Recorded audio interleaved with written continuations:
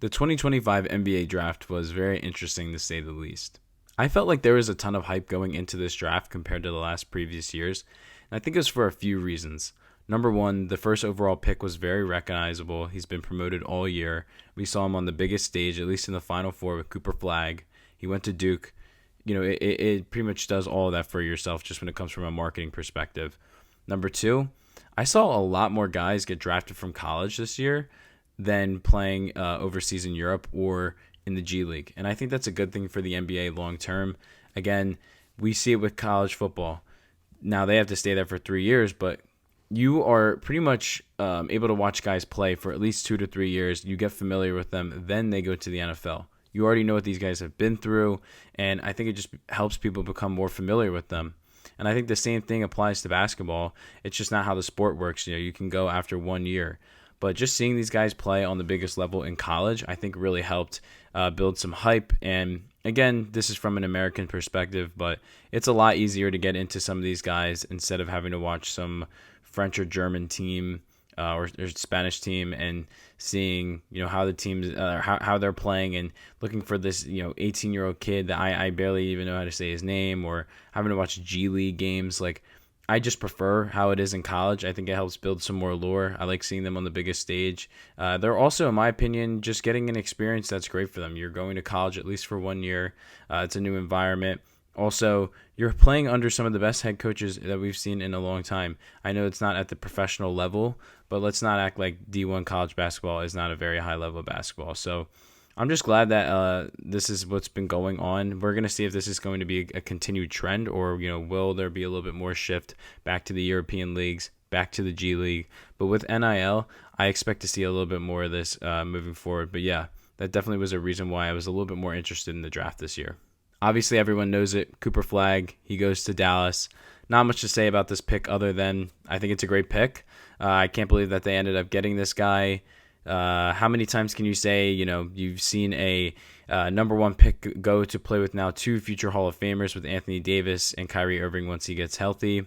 Curious to see how this is all going to work, but I think this is a great experience for Cooper. He's going to be around some talented players, 2 guys that have also won championships, a group that's been in the title race the last couple of years with Dallas.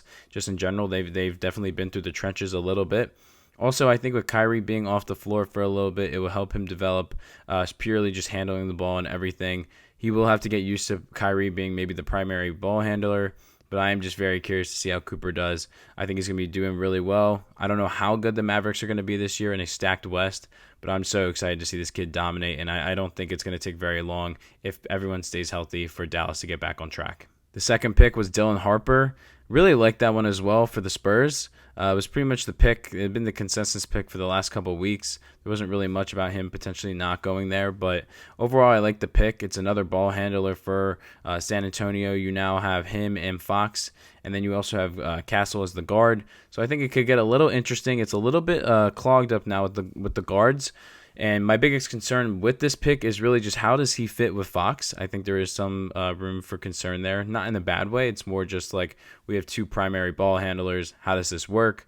But shout out to Austin Rivers. I was listening to this on his podcast, and he really was like, look, is there questions about the fit with Fox? 100%. But at the same time, you have seen now in the playoffs, specifically with the NBA Finals, Halliburton and McConnell, you need multiple ball handlers to be elite in the NBA. And I think when you put it like that, you maybe change up the rotations a little bit. Maybe you have Harper come a little bit more off with the bench, mix in a couple things here and there. I don't think it's a bad play for the Spurs. Obviously, the kid is very talented, and I think as long as they can make it work, I don't think it hurts the Spurs. So really like the move overall when you look at it from that angle. VJ Escombe to my Philadelphia Sixers. Happy about the pick. Ace Bailey didn't want to come to Philly, and we had to pivot. So we ended up getting VJ. Overall, I do like the pick. I know there are some concerns with his handles, which I think he'll be able to develop, and him in the half-court offense. But again, I think these are things that can be developed.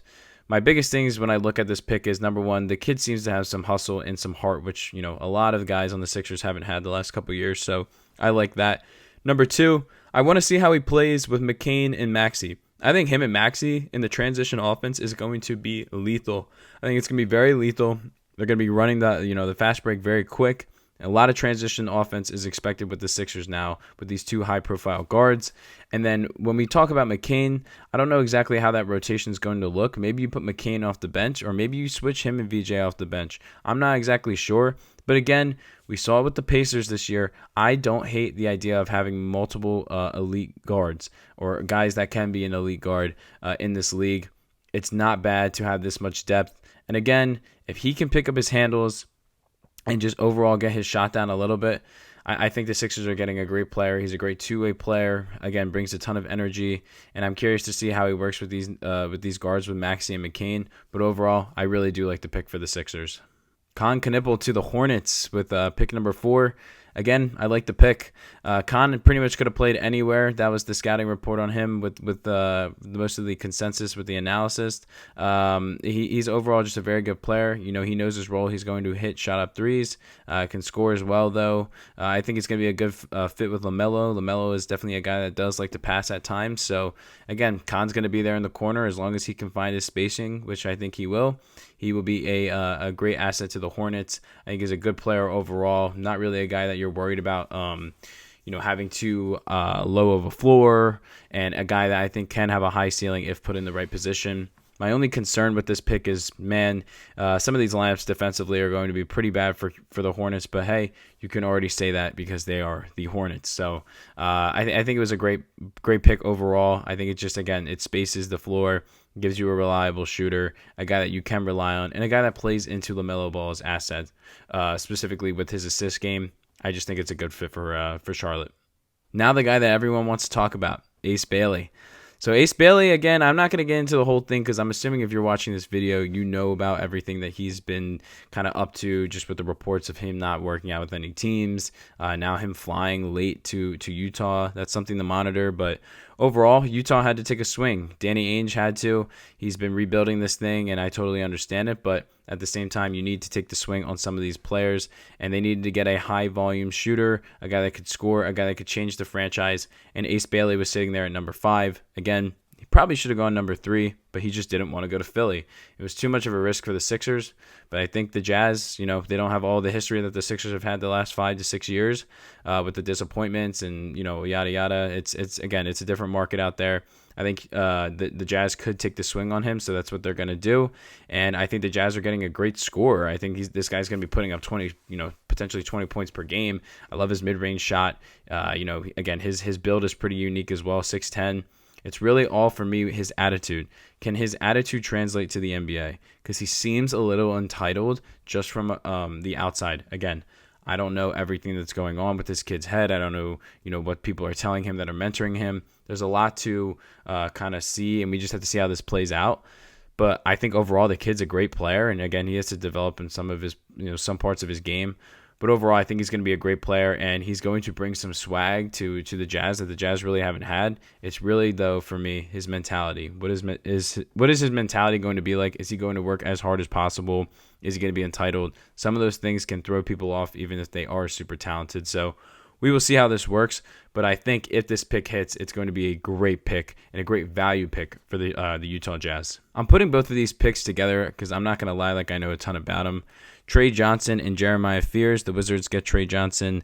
Pelicans get Jeremiah Fears. Both are guards. Again, don't have much to say about them, but it's 2 scores that the team could use, especially when I look at the Wizards. The Wizards need some scoring. You just actually ended up trading Poole, who had a role with the Wizards. Not going to say he was an elite player or anything, but he had a role. Again, I don't think both of these picks really help, especially Trey Johnson helped the Wizards defensively, but you get another scorer. You try to make the best of it. You got to really feel for Washington, just with how the board has fallen the last couple of years. Like, you get Alex Sarr that one year when it's like, man, this is like the worst number 1 overall pick to have. Or was it the number 2 overall pick? I can't remember when he got drafted, like where. But it just was like, damn, man, we have this high of a pick, and this guy isn't even like generational. And then you get the 6th pick in this draft. You're just one shy of Ace Bailey, and there was a ton of other talent in the top of the draft, and it just didn't go the Wizards' way. But I'm not gonna act like I know a lot about these guys, but I think they overall the consensus seems to be that they are a solid pick for both teams and should be bringing scoring to New Orleans and Washington. The Raptors draft forward Colin Murray Boyles out of South Carolina. Another forward for the Raptors. Was a little interesting pick with this one just because, again, the Raptors have had so much forward depth the last couple of years. It's like what they've built their entire team around. But overall, from what I've heard, again, I don't know a ton about this kid, but I've heard good things. Already played hard down the stretch as well, especially because his team was not good last year compared to the rest of the SEC. And apparently he was still playing hard, so that's something that you want to see long term. But yeah, it's just curious to see, how much playing time is he going to get because there's a lot of forwards there. And also the most concerning thing about this pick, and it's not even related to the player, right after the draft ends, the Raptors fire Masai, who's been their GM for, I don't even know how long. I think it's been like 12 years or something like that. He obviously helped them win a championship, but I'm sensing a disconnect in the front office between the ownership and him. If he makes a bunch of picks, the draft ends, and then they fire him. So I don't know how good the organization feels about this pick. Not saying the player's bad, but it's just never a good look when you get drafted, and then the couple days later after you get drafted, the GM is fired. So that's not good. Something to monitor, but I think it's a decent pick. It just was a little weird with the player, the need.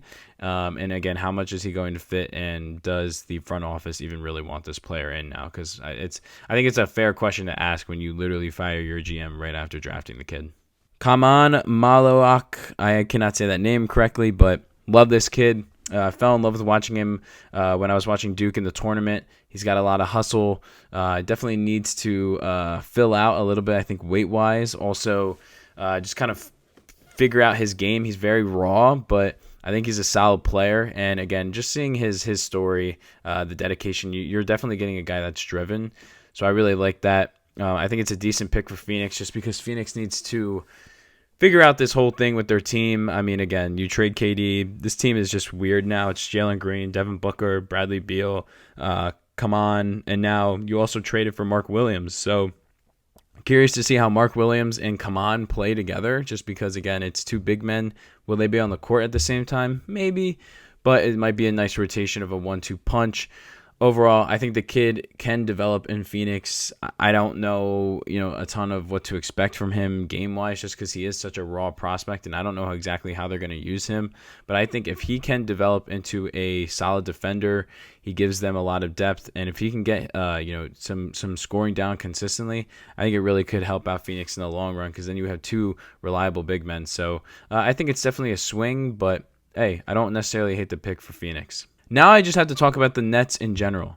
The Nets had 5 first-round draft picks going into this draft, which is just wild when you think about it like that. Most of these picks, you would assume maybe they get traded for, a package for Giannis. That's been a lot of the talks recently. That didn't happen. There weren't any other trades. No, that wasn't the case. Oh, are they maybe going to try to get Ace Bailey? They didn't get Ace Bailey. So they ended up using all of these first-round picks in one draft, which is something we haven't seen in a very long time. The pick that I will focus on is Igor Demin out of Moscow, really from Real Madrid, but originally from Moscow, and then played at BYU. Again, I don't know a ton about this kid, but from what I know, he's a fantastic passer, so looking to see how he does this year within the league. And I heard he did really good things at BYU as well. So he has some talent. He's also got some size as well, which is something you want to see. But my biggest thing really with the Nets is just what are we expecting out of this team? Not much, obviously, because there hasn't been much to really expect already. But it's now 5 young guys coming in out of the first round. How much are these guys really expected to help? Are you also really hoping you hit on all of these picks? Because that's just not going to happen. The math shows it won't happen. But do some of these guys get traded in a year? It's just hard to put a lot of stock into some of these guys because I don't even know if they're going to be on the team in the next couple of years because it's just so hard to keep this many rookies involved when they're all so young. You're still going to have to get more vets on this team. Obviously, the team's going to have to try to get better. I'm just not sure what to make of this. Very interesting. Curious to why they didn't make any trades. Maybe the market was just too highly inflated for the amount that other teams were asking for those picks. But hey, we'll see how it goes. I'm just expecting a bunch of young ball players in Brooklyn this year, and we will see how this goes. But Definitely going to be watching Denman just to see again how is he, because he at least was drafted number 8, so there has to be some talent there. But kind of weird things going on in Brooklyn. But hey, it's Brooklyn. There's not going to be as much of a spotlight on you. Go ball out, and we will see how things look in the next year. And the last thing I have to talk about with this draft that I found the most interesting was the Pelicans. I was getting some shit for this on my TikTok, and I'd love to know what you guys are thinking. Did the Pelicans need to do that move to go up to get Derek Queen? And I like Derek Queen. I will preface, I like Derek Queen. Kid's from Baltimore. I was in Baltimore the last couple of years, so I have respect for that kid for grinding out of that area. It's a tough area at times. He knows how to ball. I like his offensive game. I liked what I saw from him at Maryland this year. But he is an issue defensively, which is more of an effort thing. So I think that can be fixed. But my biggest thing is the actual haul that they gave up to get him. You move up 10 picks and give up your unprotected first-round pick next year. Pelicans, I don't want to say that you guys are delusional. I understand that when the team is healthy, they have shown that they can win. But that is such a big what if, especially when your biggest star on the team either is in different lawsuits or is just too fat. It's a lot to rely on him for. He also gets injured. It's just so much. It's so much to rely on. And with the West becoming increasingly just more difficult and more just in depth and overall, it's just a hard league to win in, and a conference to win in. Do you really expect to have a solid pick next year for that pick that you guys traded away? I personally think that the Pelicans, realistically, if people get injured with a bunch of these young guys coming in, I don't think they're going to be awful, but I don't think they're making the playoffs, and realistically, that might be a top 10 pick next year, and if not even a higher pick, depending on how things go in New Orleans. And the fact that you traded that away just to trade up to get Derek Queen, I hope Derek Queen pops just for the sake of this thing, but I'm not in love with that. I thought Atlanta did a really good job of fleecing them with that trade, because that pick's going to be a very big asset next year. But yeah, just was very curious with why they wanted to get rid of their unprotected pick so bad. That pick can be extremely valuable in the next year.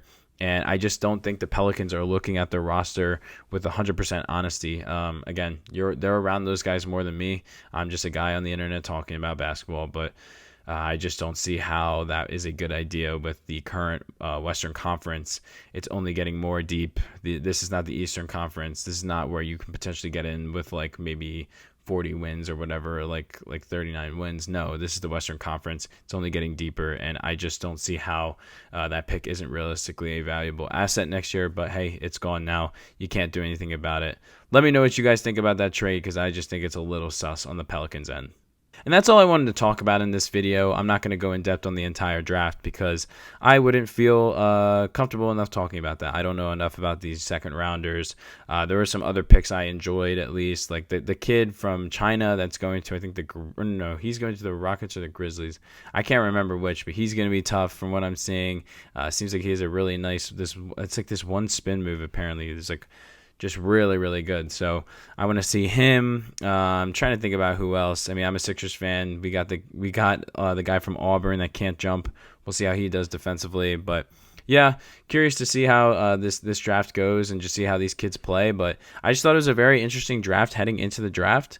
I don't know if, again, that's because my team actually had a top 3 pick, and it's the first time they've had one since I was in high school. But I just really enjoyed this draft. I enjoyed the press coverage, leading up to it, the night of the draft, specifically the first round. So overall, I just really enjoyed it. I felt like college basketball is kind of making a little bit of a comeback just for guys going into the league. And yeah, we'll see how all these guys translate, but it should be an interesting class. A lot of players that can make a big impact, especially on day one. So we will see. Just another thing to look into with the next NBA season. And yeah, if you enjoy this video, feel free to give it a like. If you like my type of content, feel free to subscribe. If you have any thoughts down below on the 2025 NBA draft, drop them down below. I will be responding, and I will see you guys on the next one.